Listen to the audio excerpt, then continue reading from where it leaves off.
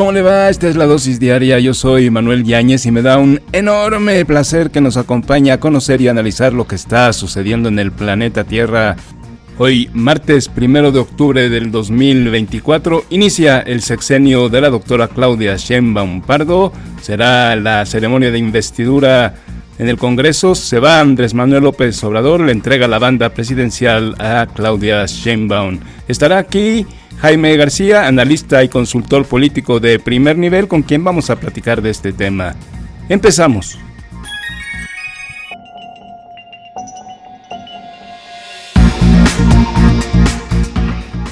No podía faltar el video de despedida, el video donde se exalta la figura de Andrés Manuel López Obrador y dice: me voy con la misión cumplida.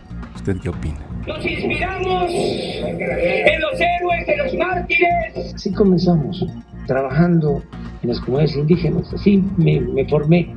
Ahí aprendí a trabajar para los pobres. Y hay una foto en donde traigo mis zapatos y voy en el pantano, en el agua, enrollado. Bueno, así trabajábamos. Así nos formamos. Y me siento muy orgulloso de eso. Y me siento muy orgulloso de que así empecé y así termino. Yo nací en un pueblo y en los pueblos todavía no hay distinciones, no hay diferencias. Me tocó a mí iniciar la transformación del país porque una decadencia no se puede enfrentar si no es con una transformación, con un cambio de régimen, con el impulso del pueblo, de la mayoría de los mexicanos. Eso es hacer historia, eso es hacer política, muy distinto a lo que piensan algunos, que la política es asunto de todas y de todos. El motor del cambio es el pueblo. Solo el pueblo puede salvar al pueblo. Este es un país independiente, libre, soberano. ¡Viva México! ¡Viva! ¡Viva México! ¡Viva! ¡Viva México!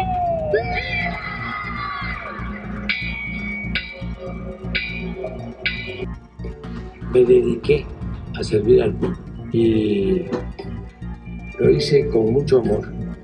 Y se puede gobernar bien cuando se tiene como propósito el servir al pueblo. Eso es lo mejor y eso es una gran satisfacción. En el balance yo tengo que dar gracias al Creador, gracias a la naturaleza, gracias a la vida y sobre todo gracias al pueblo de México, porque me voy a ir con mi conciencia tranquila y muy contento. No me voy triste y además de que estoy cerrando mi ciclo después de muchos años de lucha, porque vaya que qué terco fuimos, necio. Agradecidos de todos los pueblos de México por su confianza, por su apoyo, por su respaldo, por su respeto. Y nunca olvidar con el pueblo todo. Sin el pueblo, nada. Si nos preguntamos quién es nuestro mejor aliado, ¿qué contestamos? El pueblo. ¿Por quién estamos aquí? Por el pueblo. ¿En quién confiar? Pueblo, pueblo, pueblo. Sigamos haciendo historia. Hagamos realidad y gloria el humanismo mexicano. Si hay algo que hay que reconocerle a Andrés Manuel López Obrador es su capacidad de comunicación con el pueblo de México.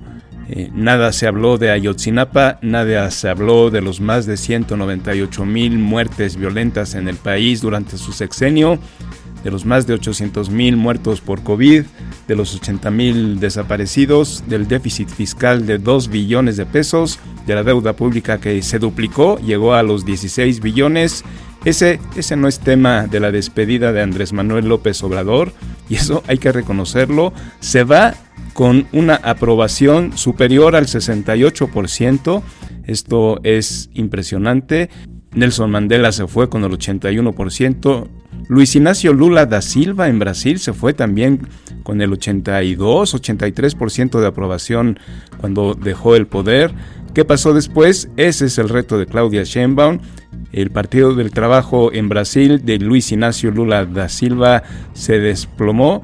Fíjese usted la coincidencia, también Luis Inácio Lula da Silva dejó el poder en Dilma Rousseff, quien ganó las elecciones, y después de la presidencia de Dilma Rousseff perdió el Partido del Trabajo las elecciones, se quedó en un caos, los pleitos al interior del partido fueron durísimos y se tiene que rehacer. Tuvo que volver a aparecer Luis Inácio Lula da Silva, a ver si no, después de Claudia Sheinbaum, nos anuncian el regreso de Andrés Manuel López Obrador.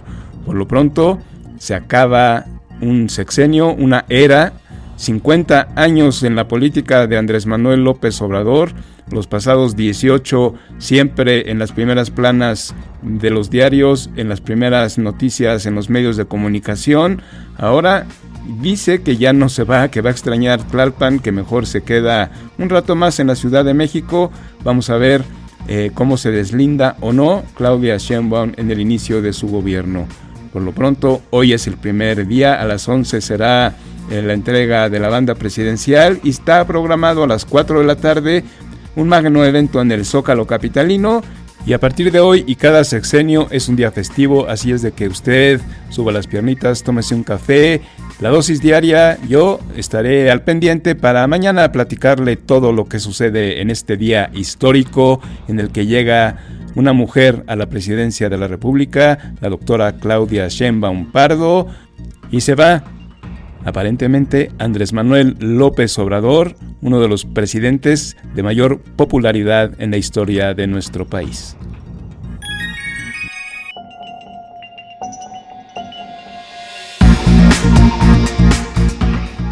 Y está aquí, ¿quién mejor para platicar de este cambio de poder? Jaime García, analista y consultor político de primer nivel. Y en lo que más nos dedicamos aquí y en lo que somos expertos, sobre todo Jaime, es en comunicación política, y ese es el tema de hoy: cómo se va Andrés Manuel López Obrador y cómo será ahora este cambio con Claudia Sheinbaum. ¿Cómo estás, Jaime? Hola Manuel, buen día a quienes nos escuchan. Sí, días de constatar de qué lado del pandero se sitúa cada quien, ¿no? Por un lado tenemos a la oposición que despide a López Obrador, digamos con los mismos términos del debate que lo llevaron a arrasar en términos electorales, ¿no? Insistiendo a las personas que se den cuenta de que López Obrador nos engañó y de que el país está muy mal y de que nada funcionó. Y del otro lado, en el caso del oficialismo, en el caso de todos los que orbitan, te diría casi que subsisten, hablando bien y escribiendo todavía mejor del presidente saliente, pues de todos estos adjetivos, ¿no? De se va el gigante, estamos entre lágrimas. Ayer vimos a la secretaria de Gobernación, todavía secretaria de Gobernación hasta ayer, Luis Alcalde, llorando el performance de la mañanera, en fin. Pero mira, me gustaría situarme en el caso de López Obrador en tres grandes rubros que desde mi particular punto de vista, pues sí estableció un cambio en múltiples formas y maneras. Primero, en términos de comunicación, de la acción comunicativa de todos los días, el tener la famosa mañanera, que sin lugar a dudas cambió la manera en la que los gobernantes se ponen en contacto con los eventuales consumidores de información. Pues me parece que ahí fue una de las cosas que más hay que reconocer, insisto, en términos de cambio del presidente. Ahora ya sabemos que los gobernantes, incluso desde presidentes municipales hasta gobernadores, pues tienen ahí como el reto de cuál va a ser el formato propio de las mañaneras. Resaltaba por ahí en el caso de algunos gobernadores que les preguntaban pocos días antes de que tomaran posesión que cómo iban a hacer sus mañaneras, y pues muchos decían que no tenían la más remota idea.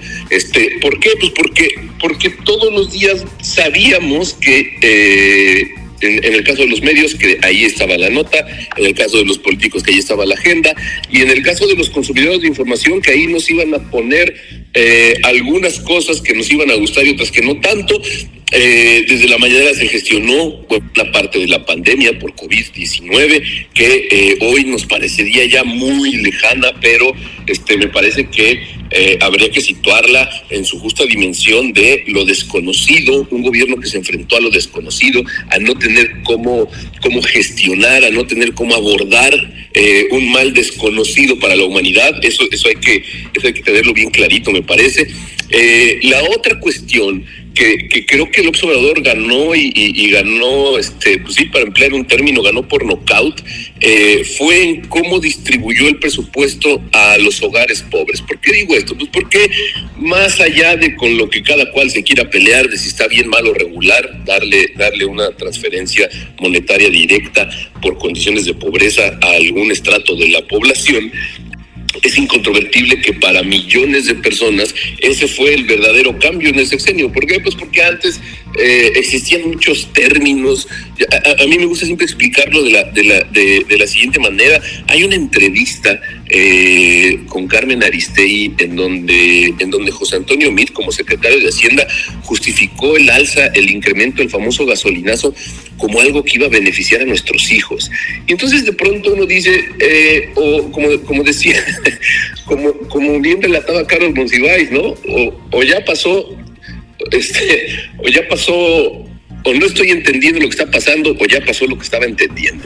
Y entonces, pues, tú imagínate que de pronto te digan, oye, mira, tú vas a pagar casi 80% más de gasolina, pero esto le conviene a tus hijos. Bueno, pues, así de asimétrico y así de cambiante fue, que de pronto, pues no sé si la gasolina subió mucho o poco, o le representó algo a millones de mexicanos, pero lo que sí le representó es que sin tener que hacer absolutamente algo, tuvieran parte de ese presupuesto, y se hilvana con la condición anterior, en donde López Obrador gana en términos de comunicación, porque la explicación era muy sencilla: tú mereces tener parte del presupuesto, el dinero es de los mexicanos y te va a llegar, y lo más importante, tú les llegó.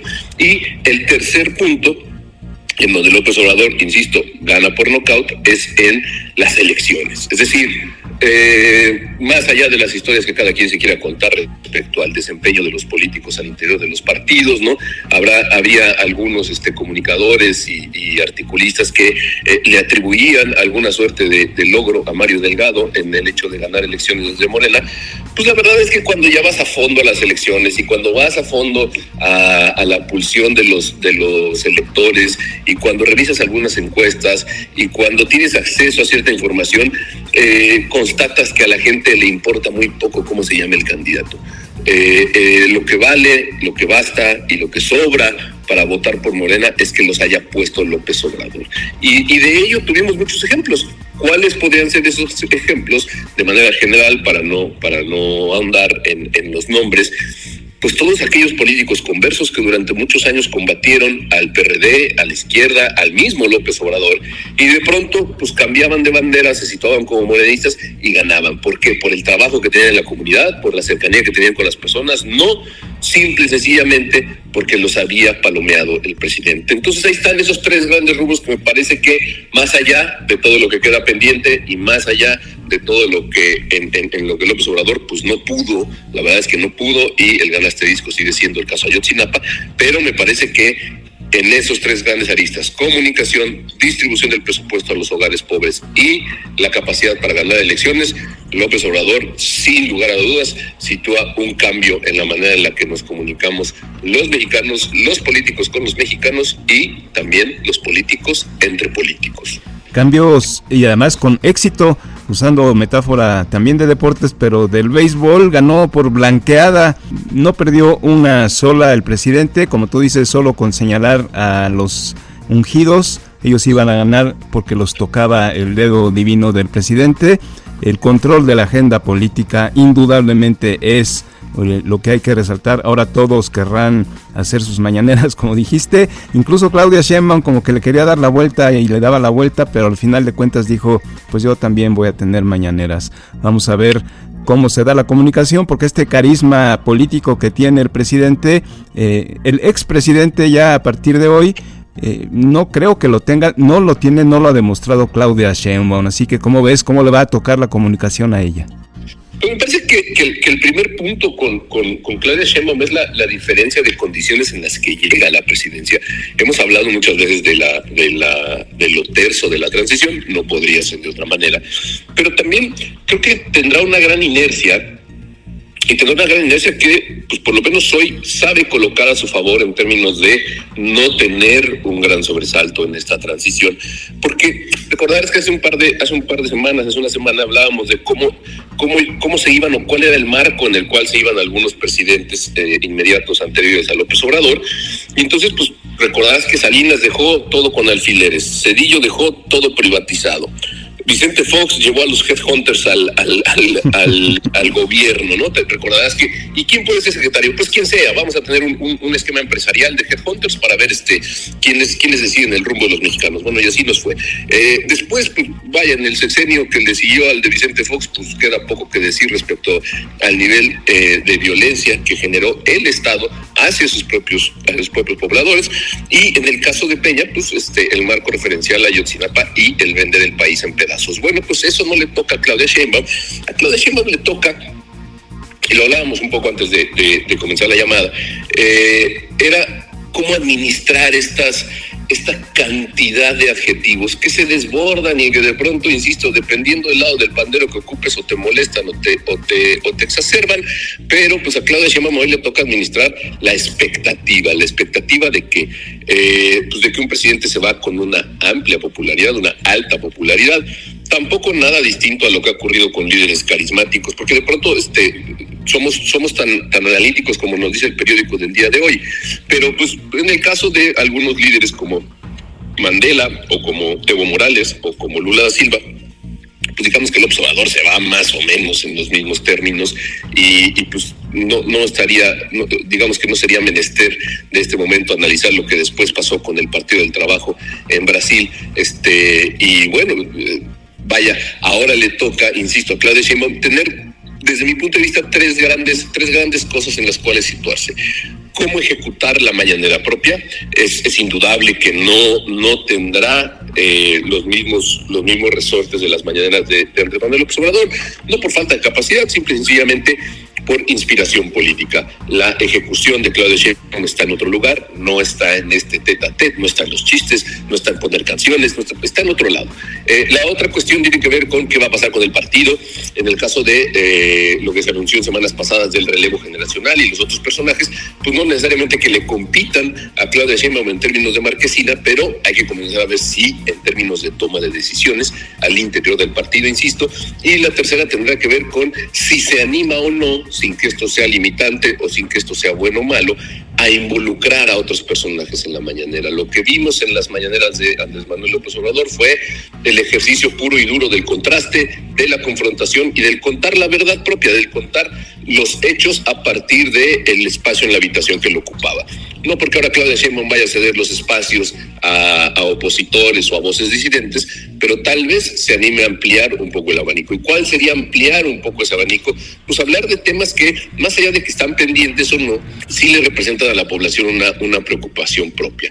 Se podrían seguir presentando cifras de seguridad, desde luego, se podrían seguir presentando cifras económicas, desde luego, pero me parece que si es que la oposición, o en el caso de Claudia Sheinbaum, aspiran a que la oposición no tenga tantas canicas, tantas armas para ir a disputarle la marquesina, sí tendría que, no sé si la palabra sea reconocer, más bien me parece que, insisto, abrir el juego a cuestiones que en el país pues, no están resueltas del todo y que es necesario abordarlas. De entrada te diría, los dos grandes rubros con los que se va a topar llegandito a la presidencia de la República, tendrá que ver con los resortes de crecimiento y la manera en la que este país intenta desarrollarse económicamente, y la relación con Estados Unidos, que atraviesa por dos aristas muy importantes: el narcotráfico y la migración. Entonces, bueno, vamos a ver si a Claudia Sheinbaum, más allá de si le vienen o no las mañaneras, cómo encuentra este estilo propio de comunicar, que al día de hoy pues todavía permanece ahí un poco difuso, no por falta de capacidad, insisto, sino porque pues no le había tocado. Vamos a ver cuáles son las primeras puestas en práctica de esta manera y con quién decide llevarlas a cabo. Vamos a ver cómo lo recibe. En términos económicos y políticos, ya sabemos que está la violencia, está el caso Ayotzinapa, está lo que sucede en Chiapas y en Sinaloa. Tenemos un déficit fiscal cercano a los 2 billones, una deuda pública de 16 billones, la deuda de Pemex gigantesca de 120 mil millones de dólares, pero eso, a ver cómo lo resuelve, eso es otro tema. Aquí es que con quien va a luchar el inicio Claudia Sheinbaum es con el fantasma de Andrés Manuel López Obrador, en estos términos comparativos de es que antes Andrés Manuel hacía esto, es que él decía aquello, y dentro del partido se va a poner también difícil, porque ahora sí las guerras entre los grupos que dicen que no existen pero siempre los hay. Vamos a ver en qué termina también el partido del presidente. Estaremos súper atentos. ¿Ya estás listo? ¿Llevas tu paraguas, tu impermeable para ir al Zócalo, Jaime? Sí, hay que ir a apartar lugares de tempranito, porque si no ya no nos toca plancha de la Constitución, nos toca 5 de mayo, Madero, pues ahí ya no se ve nada. Vamos a dar una buena mojada, pero aquí estamos. Usted está descansando en su casa, es un día festivo, cada 6 años lo será, y vamos a recibir a Claudia Sheinbaum, empezar este sexenio con gran entusiasmo. Jaime García y yo aquí en La Dosis Diaria le estaremos dando cuenta de lo que sucede. Entre tanto, siga usted a Jaime García, está en X como Jaime García 16, es articulista del Universal y de La Jornada Maya, y aquí está en La Dosis Diaria todos los martes y los viernes. Hasta el viernes, Jaime. Saludos, buen día.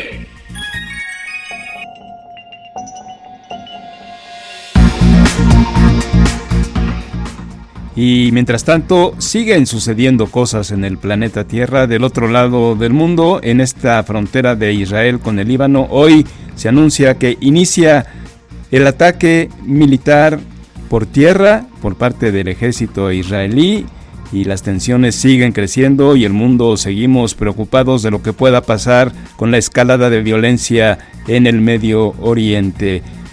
De este lado, en Estados Unidos, al norte de la frontera, los estragos de Helen, el huracán que entró con categoría 4 a ese país, tiene al menos 200 personas fallecidas y daños por varios miles de millones de dólares. Y hasta aquí llega la dosis diaria de hoy, martes 1 de octubre del 2024, día histórico para México. La primera mujer presidenta tomará el cargo hoy en el transcurso de la mañana. Hagamos de estos temas tema de conversación. Búsquenos en redes sociales, estamos como La Dosis Diaria X. Ya sabe que nos puede escuchar ahí donde usted escucha su podcast favorito: Spotify, YouTube, Amazon Music, Apple Podcast. Busque La Dosis Diaria con Manuel Yáñez. Denos un like, suscríbase para que usted esté al día todos los días. Entre tanto, ya está usted informado. Pásela bien.